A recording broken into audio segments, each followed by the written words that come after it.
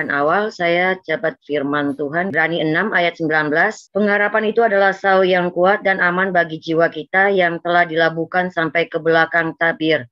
Yang kedua, di dalam Mazmur 34 ayat 9, kecaplah dan lihatlah betapa baiknya Tuhan itu, berbahagialah orang yang berlindung kepadanya.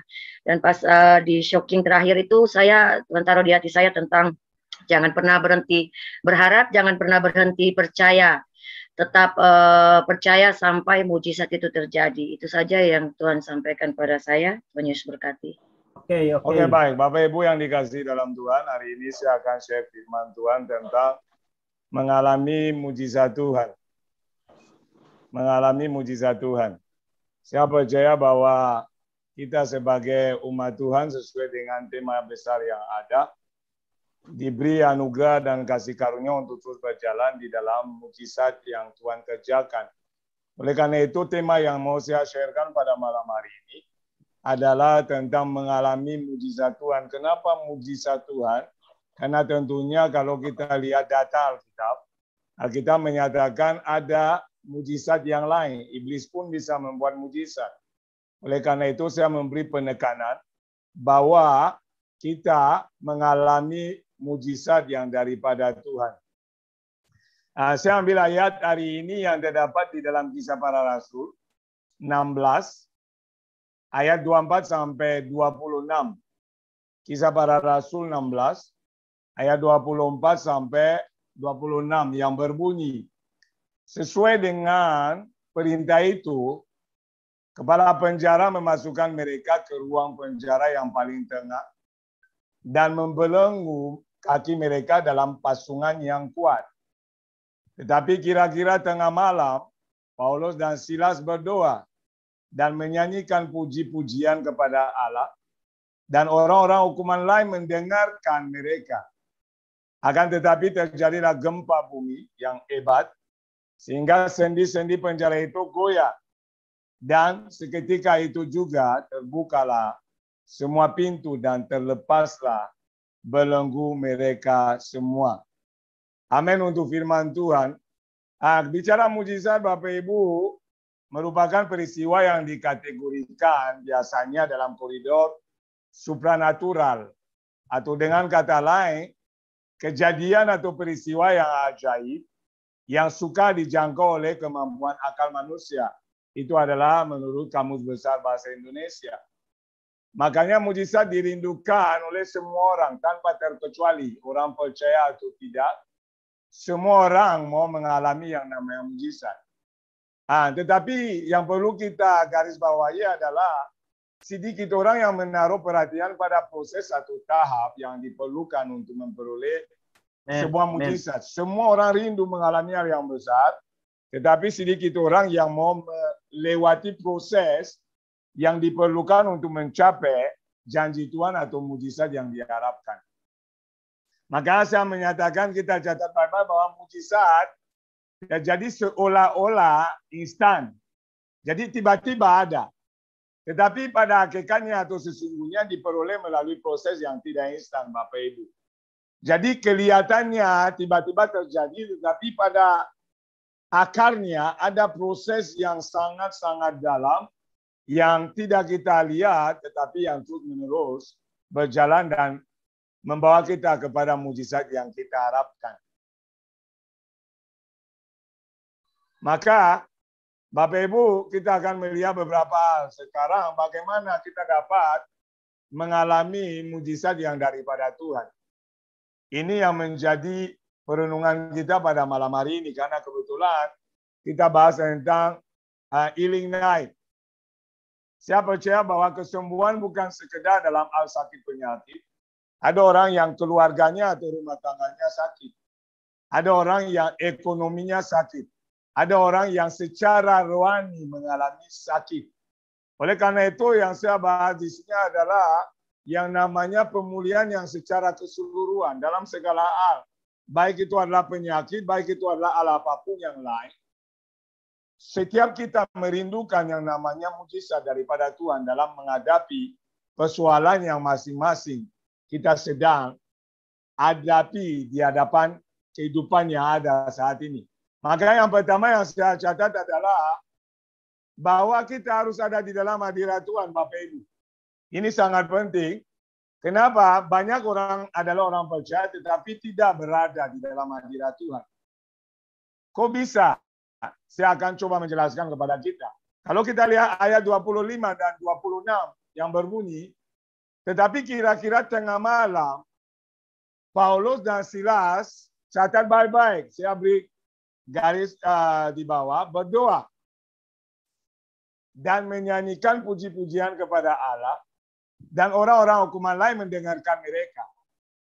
Akan tetapi terjadilah gempa bumi yang hebat, sehingga sendi penjara itu goyah. Jadi itu adalah dampak dari apa yang mereka lakukan. Mereka berdoa, sehingga sendi-sendi penjara itu goyah. Dan seketika itu juga terbukalah semua pintu, tentunya pintu penjara, dan terlepaslah belenggu mereka.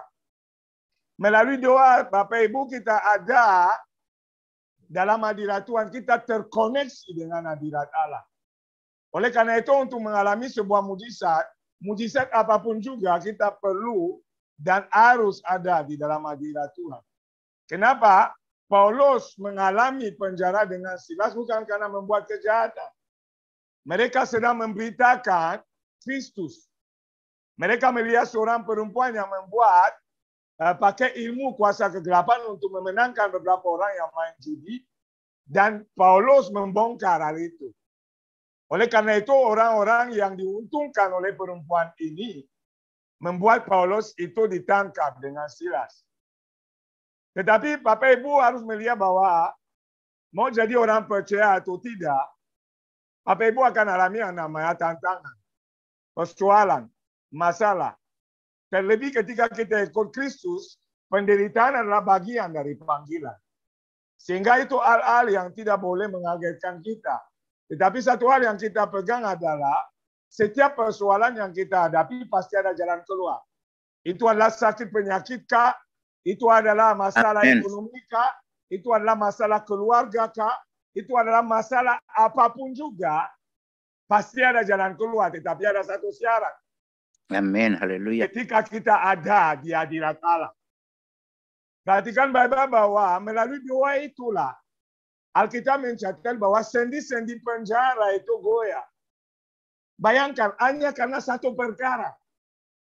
Hanya karena ada dua hamba Tuhan yang sepakat dan mereka mulai berdoa. Mereka bisa saja mengeluh. Mereka bisa berkata, kita sudah memberitakan kabar baik. Kenapa kita alami begini? Kenapa kita alami begitu? Itu yang sering sekali kita lihat di lapangan. Hamba-hamba Tuhan mengeluh ada pandemi, ekonomi turun, pendeta khotbah, kutuk-kutuk jemaat yang tidak bayar persembahan dan perpuluhan dan seterusnya. Kenapa? Dia goncang ekonominya.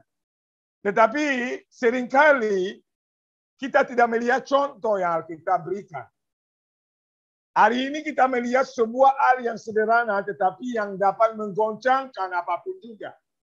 Bahkan bayangkan hal-hal yang fisik pun seperti penjara dibilang sendi-sendinya goyah karena dua hamba Tuhan berdoa. Kenapa demikian Bapak Ibu? Ketika mereka mulai berdoa, mereka terkoneksi dengan hadirat Allah. Maka di awal saya katakan banyak orang Kristen punya Roh Kudus di dalam dirinya. Tetapi mereka tidak menikmati sebuah janji yang Tuhan beri. Kenapa demikian? Karena mereka tidak mengalami koneksi dengan roh itu. Saya mengambil contoh Bapak Ibu. Kita seringkali punya TV di rumah kita. Untuk bisa menikmati TV, walaupun TV adalah milik kita, kita perlu mengambil remote dan pencet remote itu baru TV akan hidup. Setelah TV itu baru kita bisa ganti channelnya sesuka kita. Kalau muncul SCTV, oh nggak cocok nih. SCTV kita ganti. Kenapa? TV-nya lebih dulu hidup, saudara. Jadi kalau tidak pakai remote untuk mengaktifkan TV, TV itu ada di dalam rumah kita. Walaupun TV itu adalah milik kita, kita tetap tidak menikmati apa-apa. Itu hal yang sama dengan roh Allah.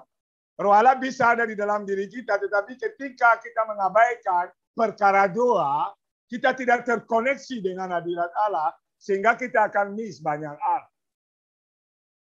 Karena di dalam doa ada yang dihadirkan adalah kuasa Allah, Bapak Ibu.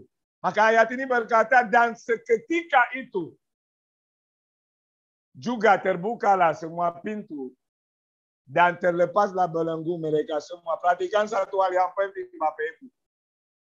Ketika Paulus dan Silas berdoa, yang terlepas bukan hanya Paulus dan Silas, tetapi melalui dua hamba Tuhan ini yang mengambil keputusan yang benar, yang memahami apa yang perlu dilakukan dalam ujian, yang mengerti dari mana datang pertolongan. Mereka berdoa dan semua pintu dari penjara terbuka, semua tahanan itu terlepas belenggunya. Itu yang disebut kekristenan. Kekristenan itu selalu adalah untuk kepentingan banyak orang. Maka ketika orang percaya akan mulai ada di hadirat Tuhan dan berdoa, orang percaya akan melihat mujizat Tuhan terjadi buat kita dan juga untuk orang yang di sekitar kita. Maka saya katakan tadi bahwa mujizat kelihatan terjadi tiba-tiba, tetapi ada proses yang membawa ke sana. Prosesnya di mana? Ayat ini berkata Paulus dan Silas berdoa. Mereka tidak mengeluh, mereka tidak mengerutu, mereka tidak melawan Tuhan, mereka tidak mulai meragukan panggilan mereka. Tetapi mereka tahu bahwa hanya di dalam hadirat Tuhan ada pertolongan. Hanya di dalam hadirat Tuhan ada pembebasan. Hanya di dalam hadirat Tuhan ada mujizat. Hanya di dalam hadirat Tuhan ada apapun yang kita perlukan.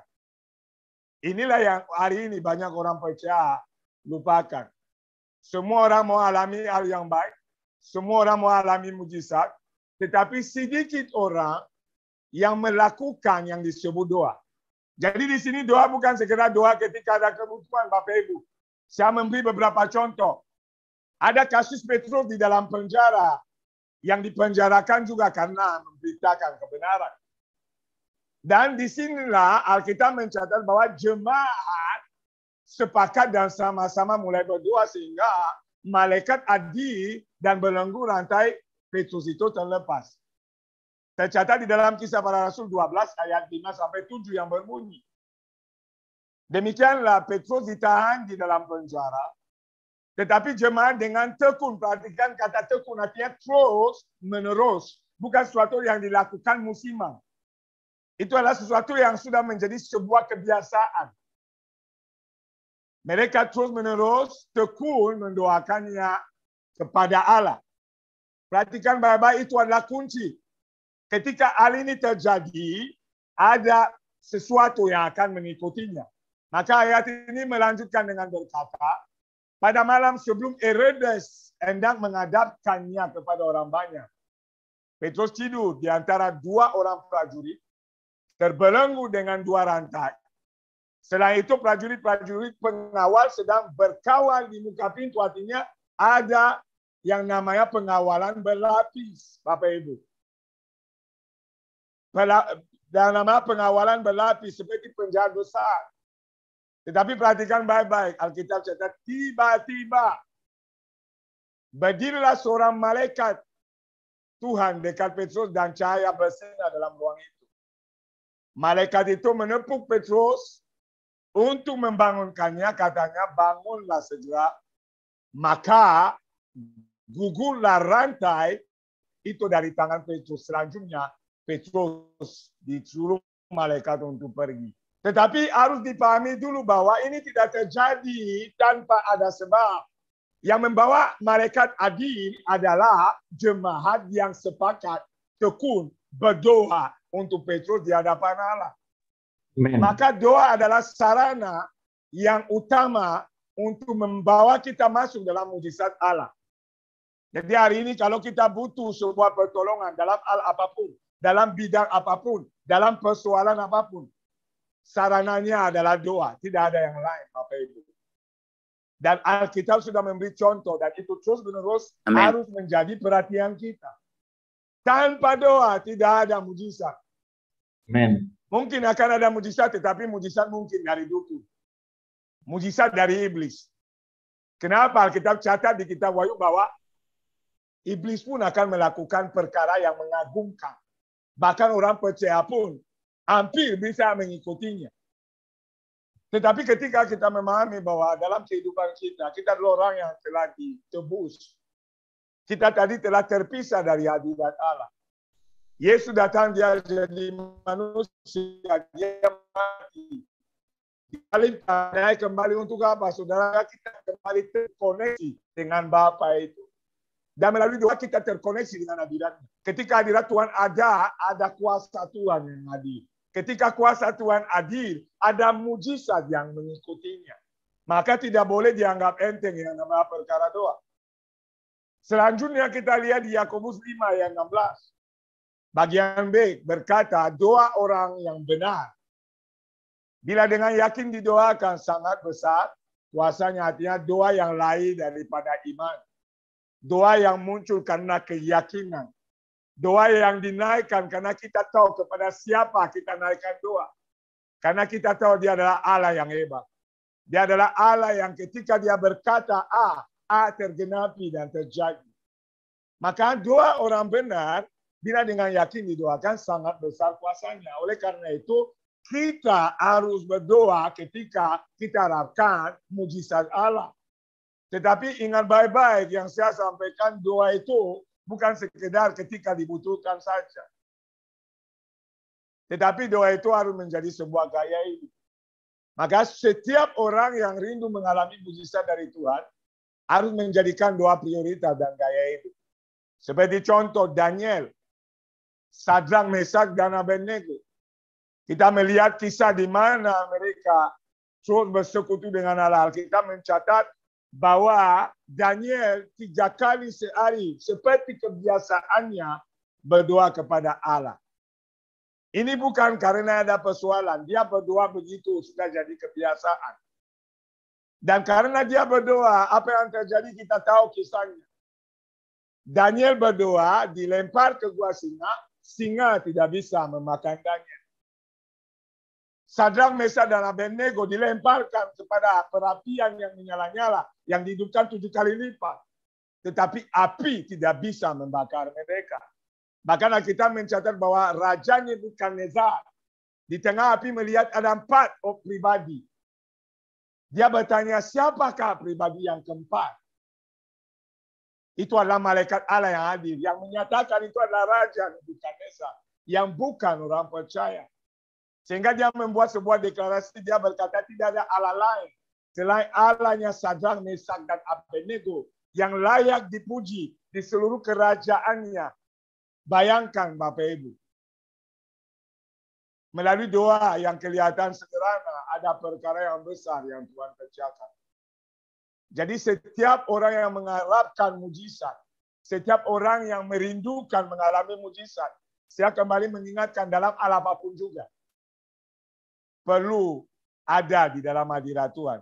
Artinya saudara harus senantiasa mencari pertolongan dari Tuhan saja. Tidak ada yang lain. Alkitab catat segala perkara. Filipi 4:13 dapat kutanggung di dalam Dia yang memberi kekuatan kepadaku.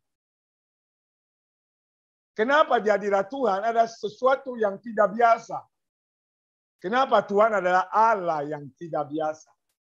Maka Bapak Ibu, kita harus hari ini merenungkan sejauh mana hubungan kita dengan Tuhan. Sejauh mana keintiman kita dengan Allah yang kita akui dari bibir. Kita percayai. Tetapi seringkali ketika ujian, persoalan, pergumulan hadir, kita melupakan bahwa kita punya Allah yang besar. Faktanya menjadi masalah kita yang terlalu besar. Ini yang harus menjadi perenungan di dalam doa. Ada kuasa Allah yang mengalir.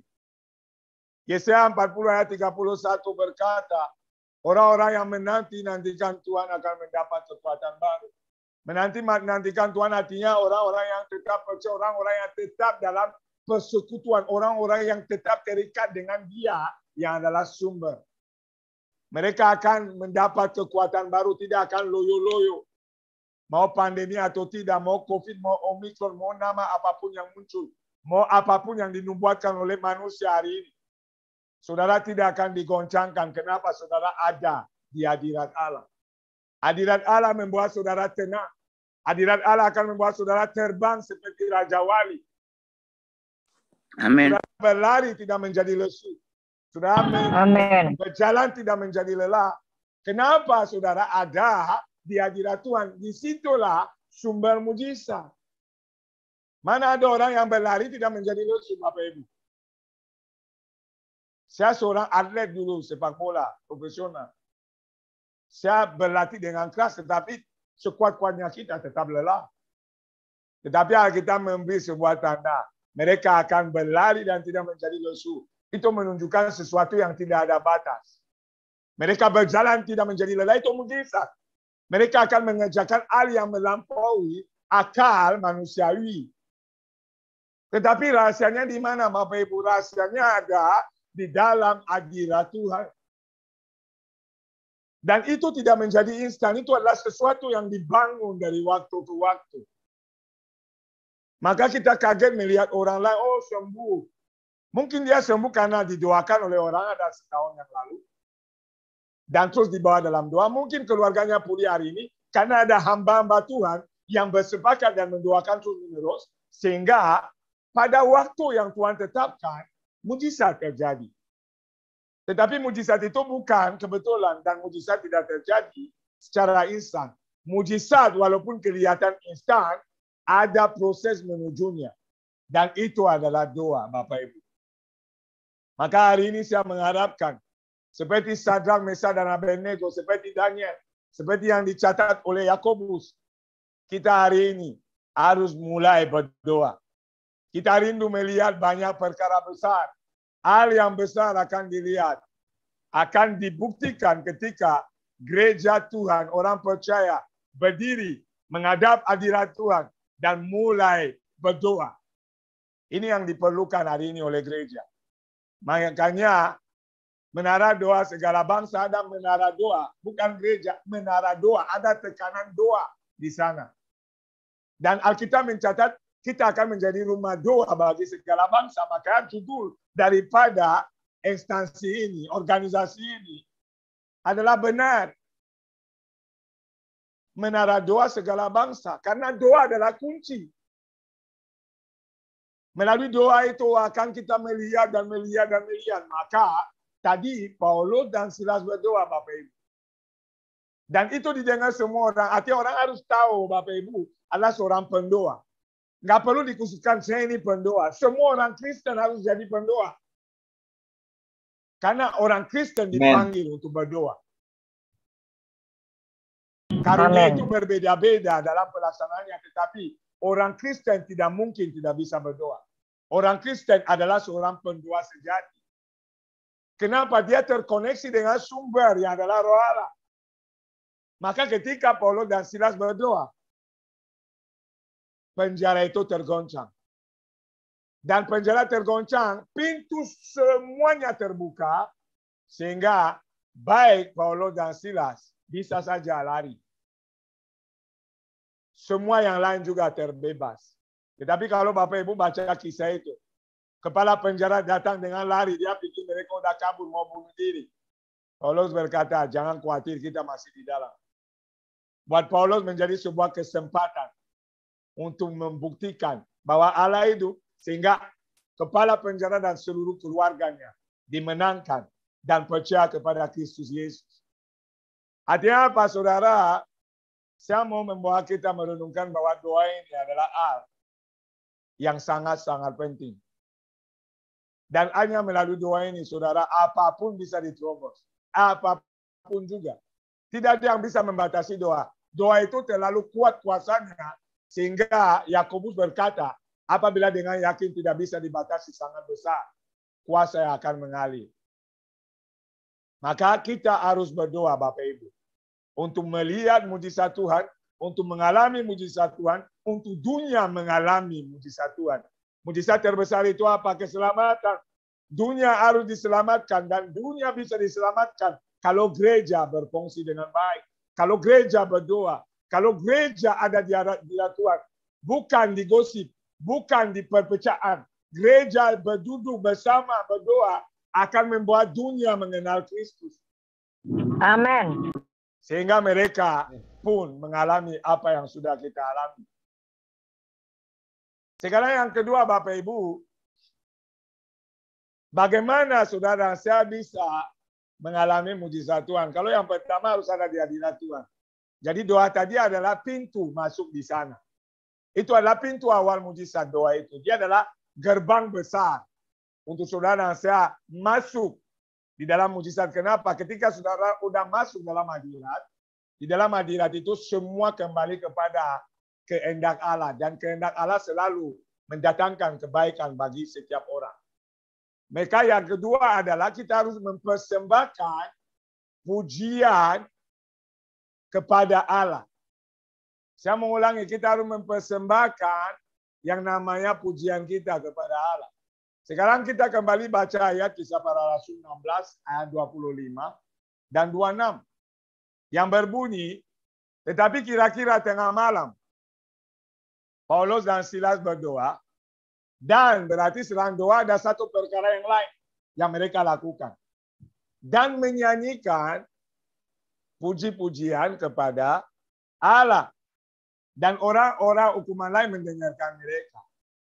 Akan tetapi terjadilah gempa bumi yang hebat, sehingga sendi-sendi penjara itu goyah, dan seketika itu juga terbukalah semua pintu dan terlepaslah belenggu mereka semua.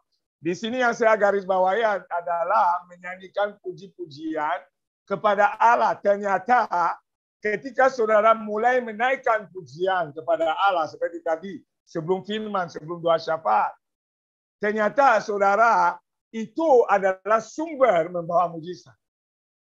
Kenapa Bapak Ibu? Karena Alkitab mencatat bahwa jangan datang di hadirat Allah dengan tangan yang hampa. Itu di dalam kitab Ulangan. Tuhan mengingatkan kepada setiap orang yang menghadap hadirat Tuhan. Untuk apa? Datang dengan sesuatu yang mau dipersembahkan. Dan yang kita persembahkan di dalam doa, di dalam hadirat Tuhan adalah puji-pujian. Kenapa Bapak Ibu? Karena puji-pujian itu adalah bentuk ucapan syukur yang dipersembahkan di hadirat Tuhan. Dan itu yang menjadi dupa yang harum, yang turnai dan berkenan kepada Dia. Maka hari ini ketika kita masuk doa bukan sekedar kata-kata yang indah. Tetapi yang harus menjadi persembahan yang dibawa adalah puji-pujian itu. Maka Paulus dan Silas memahami dan sangat memahami. Jadi mereka mulai berdoa dan di dalam doa itu mereka mulai menaikkan pujian sebagai bentuk ucapan syukur. Perhatikan baik-baik, kalau kita hari ini banyak mengeluh, banyak marah-marah, banyak komplain. Kalau bisa Tuhan juga, seperti Ayub bilang, kalau Tuhan ada, saya mau bawa dia ke pengadilan. Seringkali kita merasa lebih benar dari Allah. Kita mau mengalami yang baik saja, yang buruk tidak. Padahal kita mencatat bahwa penderitaan merupakan bagian. Jadi ketika Bapak Ibu sakit, jangan langsung negatif thinking. Oh mungkin ada yang buat. Oh mungkin ada dukun yang kirim. Oh ada orang yang kerjain saya. Kita adalah orang beriman Bapak Ibu. Kalau faktanya pun adalah demikian. Kita tahu ada jawabannya. Kita tahu cara mendapatkan pemulihannya.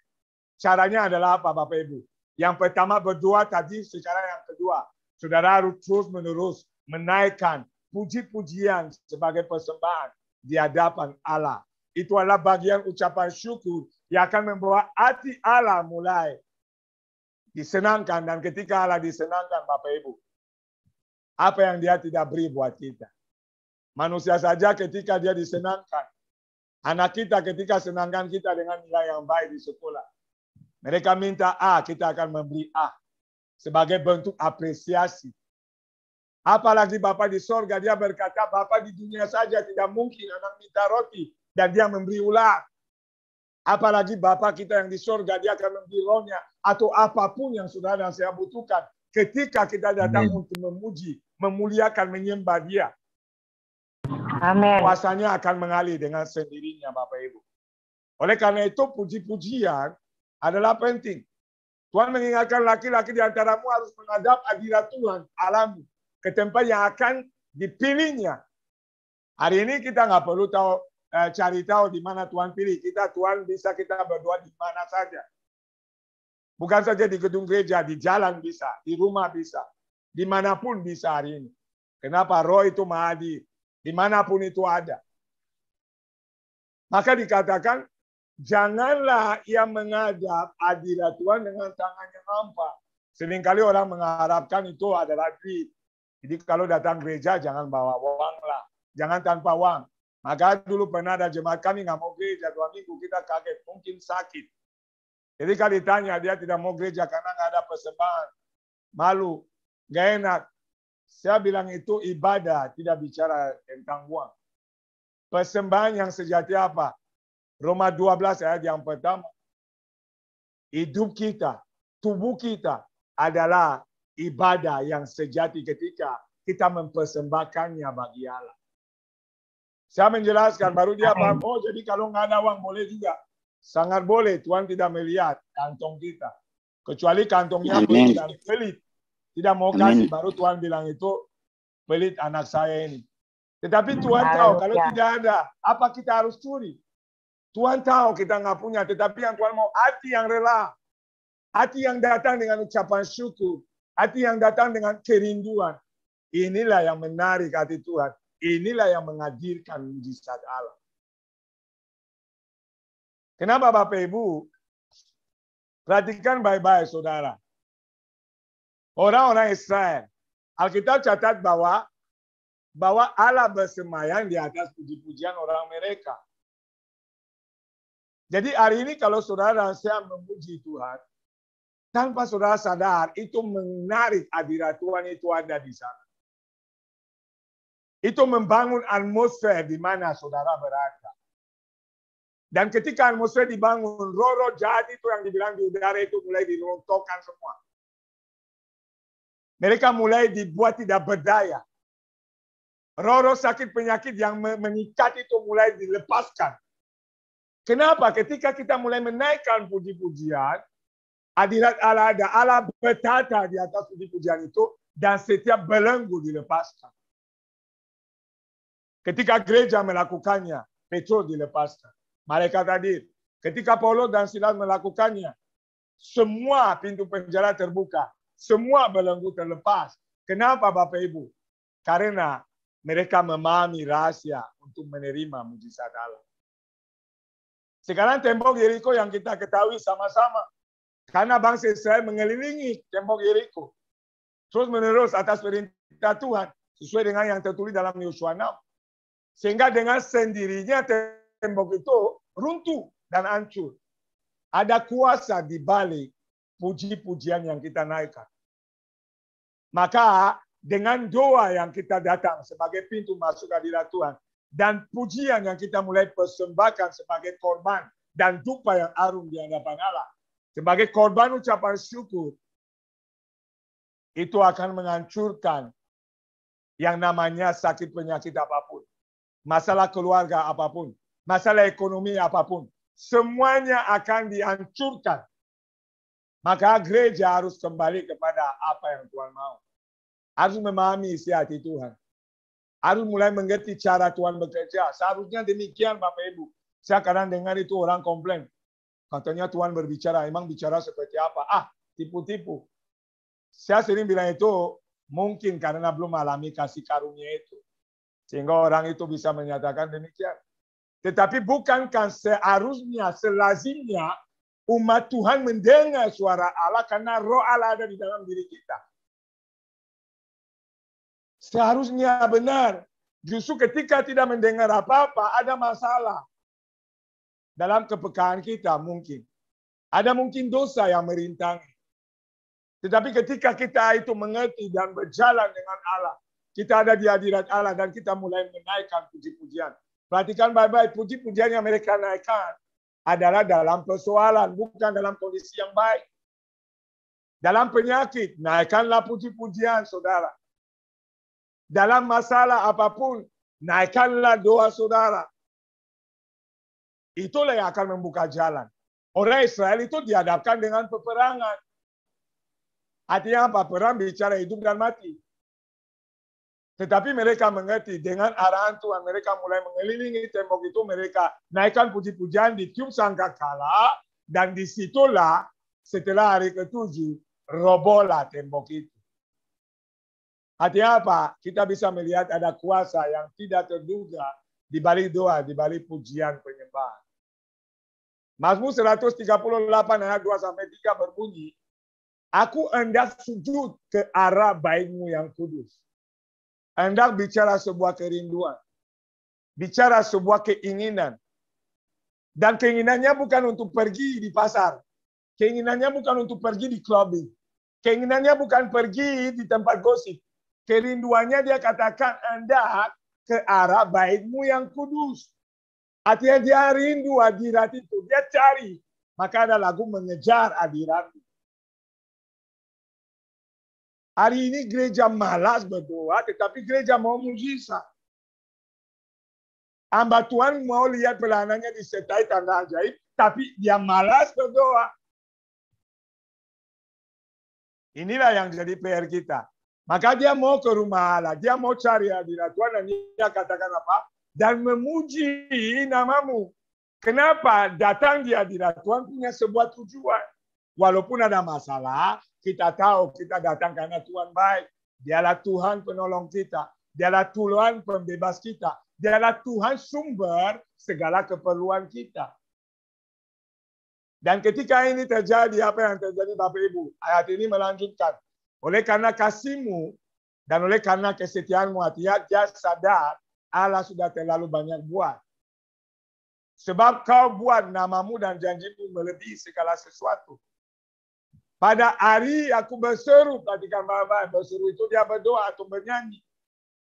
Engkau pun menjawab aku. Engkau menambahkan kekuatan dalam jiwaku. Ini orang yang letih lesu ketika mulai memuji menyembah Tuhan, mujizat terjadi. Jiwanya disegarkan. Ketika dia mulai menaikkan puji-pujian kepada Allah. Daud berkata, hei jiwaku, kenapa engkau tertekan? Pujilah Tuhan. Karena dari dia lah datang pertolongan. Mereka tahu cara mendapat mujizat. Kalau kita hari ini mau dapat mujizat, ya kita pergi mulai kagumi pendeta. Kita mau mujizat, kita pergi ke dukun. Kita pergi kiri kanan. Padahal jawabannya hanya sejauh doa. Hanya sejauh pujian dan penyembahan. Maka Bapak Ibu, kelihatan sederhana, tetapi saya rindu supaya kita tidak terlalu teoritis. Tetapi kita mulai melihat betapa kuatnya doa dan pujian bisa mengubah apapun dalam hidup ini. Hadirat Tuhan itu kita perlu Bapak Ibu lebih dari apapun. Tanpa hadirat Tuhan, Tuhan Yesus berkata di luar aku kamu tidak bisa berbuat apa-apa. Akulah pokok anggur dan engkau adalah rantai-rantainya. Yohanes 15. Di luar dia kita tidak mampu. Kita butuh dia, maka hadirannya adalah solusi. Hadirannya adalah pintu masuk. Ketika masuk di sana, ini awal mujizat. Ketika mulai di sana bukan mengeluh, tetapi mulai puji dia, mulai menyembah dia, mulai mengucap syukur kepada Allah. Itulah penggenapan mujizat yang kita butuhkan. Hal ini saya alami berulang kali dalam pelayanan Bapak Ibu. Saya tidak akan bersaksi karena waktu. Tetapi ada momen di mana saya bergumul Bapak Ibu. Saya uang tidak pernah menggoncangkan saya. Ya. Saya sudah pernah bersaksi, uang tidak bisa menggoncangkan saya. Puji Tuhan karena anugerahnya. Saya main bola sudah pernah sentuh terlalu banyak uang. Sehingga hari ini Tuhan latih saya hidup itu tidak mengandalkan uang. Tetapi ada hal yang menggoncang saya dalam hal pelayanan. Kalau pelayanan itu tidak sesuai dengan yang seharusnya, kadang-kadang mau menggoncangkan saya. Cara Tuhan menyerang iblis menyerang saya selalu untuk melalui pelayanan. Makanya saya bilang begini, kenapa ya selalu melalui pelayanan? Saya bilang ya, karena iblis tidak mau rencana Allah tergenapi. Maka dia akan bawa ini dan itu dan Amin. Tetapi ingat baik-baik, ketika mulai jiwa saya mulai mau digodok sama iblis. Oh, Bapak Ibu, saya diam, saya naik. Saya mulai berdoa. Saya kadang ada di ruang tamu. saya mulai berdoa. Saya mulai menaikkan pujian. Saya kan agak gaptek, saya suruh sisa pasang lagu. Dia pasang itu, dia tahu cara koneksikan handphone lagu itu YouTube sama speaker di rumah. Jadi saya bilang pasang itu kencang-kencang, saya mau doa. Kita mulai nyanyi Bapak Ibu. Kita mulai naikkan pujian. Yang nyanyi itu, yang di video, kita ikuti dia punya suara. Kita nyanyi-nyanyi sampai kita udah kepenuhan, nggak tahu kemana. Udahlah, doanya udah mengalir sendiri. Ketika selesai Bapak Ibu, ada kelegaan. Di dalam doa itu Tuhan berfirman, Nikolas, dia mengingatkan kepada janji awal ketika panggil saya. Nikolas, saya ini Allah yang setia. Saya ini sanggup membuat apapun. Saya ini tidak terbatas. Bagianmu adalah tetap berjalan dalam pimpinanku. Dan Bapak Ibu sampai hari ini saya melihat dengan ajaib betapa Tuhan bekerja. Di saat saya bicara ke Bapak Ibu, gereja yang Tuhan percayakan saya gembalakan punya 2 gedung. Di waktu yang sama. Jadi kita ibadah pertama di gedung A, ibadah kedua di gedung B. Kenapa? Orang yang bahkan bukan jemaat saya ngotot menyewa gedung 2 tahun untuk gereja. Padahal saya sudah bilang gedung kita masih berlaku, masih kontraknya jalan. Bu. Dia suruh cari, saya bilang tahun depan aja. Dia pergi ambil sendiri. 2 tahun, dia udah beli itu 150 juta, dia ambil lagi 10 juta. Bilang itu untuk renovasi, Pak, kalau ada keperluan. Ini bukan jemaat kami. Amin. Ini hanya orang yang saya layani. Amin. Inilah mujizat buat kami. Kenapa? Di gedung pertama, kita tidak bisa aktivitas penuh. Karena Amin. Haleluya. hari Minggu dan Jumat.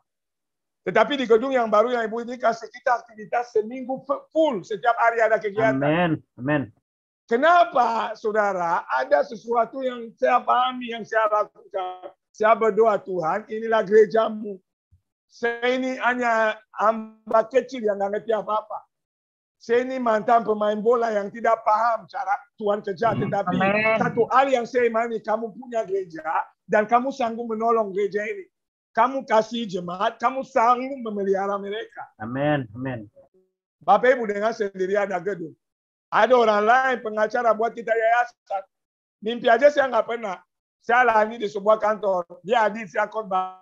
Ambil nomor saya, minta mau doakan kakaknya yang kanker. Kita doakan agar membaik. Tiba-tiba dia bilang ke orang yang undang saya khotbah, dia mau buat yayasan buat gereja pendeta ini. Tulus banget ini pendeta. Dia buat yayasan 25 juta. Serupiah pun saya nggak keluar. Dia bayar orang yang urus. Kita terima beres yayasan ini. Ini yang saya sebut mujizat. Kenapa? Caranya benar. Berdoa, bukan pergi itu menjilat kiri kanan, bukan begitu jatuhkan orang kiri kanan. Kita tahu hanya Tuhan menolong. Kita tahu hanya doa caranya. Kita tahu pujian penyembahan menggoncangkan. Amin. Apapun Haleluya. juga. Benar sekali. Amin. Inilah yang saya merenungkan, inilah yang saya amati, inilah yang saya pelajari. Dan saya mulai melihat melalui tokoh Alkitab yang memberi teladan buat kita, Bapak Ibu. Ketika kita akan mulai memahami hal ini dan menangkap dan melaksanakan, saya yakin seperti Yesus berkata, kita akan berkata kepada pohon itu pindah, dia pindah. Kita akan berkata kepada penyakit itu minggir, dia akan minggir. Kita akan berkata kepada persoalan keluarga berhenti, dia akan berhenti. Amin. Kenapa? Haleluya. Ada Allah yang berkarya di balik doa dan pujian penyembahan yang kita naikkan. Dialah peduli, dialah kunci, dialah sumber. Maka hari ini saya bawa gereja kembali, saya bawa saudara untuk kembali kepada Tuhan, mengandalkan Tuhan, berserah kepada Tuhan, berdoa, dan memuji. Jangan lupa ini penting, memuji Tuhan adalah persembahan. Ini adalah dupa Bapak Ibu. Maka saya senang di menara doa ini. Pujian penyembahan lama Bapak Ibu. Sejaman. Lama. Amin. Bagus. Amin. Puji Tuhan. Biasanya di online itu kan orang buat itu pendek kan. Pujian penyembahannya dipersingkat. Di sini justru ditambah-tambahkan. Justru itu yang diperlukan. Kenapa? Itulah kunci. Ini yang menggoncangkan semua masalah yang ada. Sehingga orang pulang, mereka dengan damai sejahtera. Mereka pulang, mereka dibebaskan. Kenapa? Allah berkata atas puji-pujian. Allah mendengar doa. Dan Allah menjawab setiap doa. Lebih dari apa yang kita doakan. Amin. Demikian firman Tuhan yang bisa saya share pada malam hari ini. dan kiranya menjadi berkat buat kita. Marilah kita berdoa. Terima kasih Bapa, kami bersyukur kepadamu. Dalam kasih karunia-Mu hari ini, kami diberi kesempatan untuk merenungkan kebenaran firman-Mu, dan kami percaya bagi setiap orang yang hadir, yang menonton baik secara Zoom maupun di YouTube, siapapun yang sakit Tuhan sembuhkan, karena doa kita menyertai dan puji-pujian telah dinaikkan. Nyatakan mujizat-Mu, nyatakan kemurahan kebaikan-Mu, dan biarlah di atas semuanya nama-Mu dipermuliakan. Hamba-Mu terbatas, dan biarlah Roh Kudus yang menyempurnakan segala sesuatu dalam kehendak Allah yang Maha Kudus. Di dalam nama Yesus. Haleluya. Amin. Shalom.